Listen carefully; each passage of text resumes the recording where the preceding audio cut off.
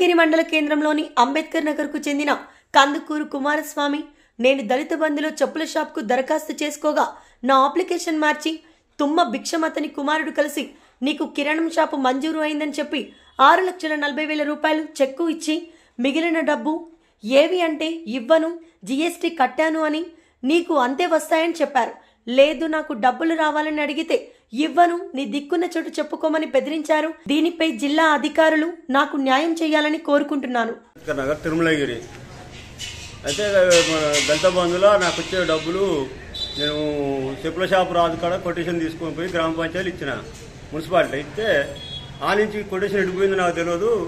తుమ్మ భిక్షం కాడ డబ్బులు వచ్చినాయని చెప్పారు. చెప్తే చెక్ వేసి వచ్చిన 8,90,000 వేసి వచ్చినాక నాకు 6,40,000 ఇచ్చిండు. అంతకంటే ఎక్కువ ఎందుకు సార్ అని అడిగితే ఏడ చెప్పుకుంటూ చెప్పుకోపో, నీ దిక్కున్న కాడ చెప్పుకో, నేను డబ్బులు గంతే ఇస్తా, జీఎస్టీ పోయింది 250 అంటుండు. నాకు న్యాయం చేయగలని పాడుతున్నాను.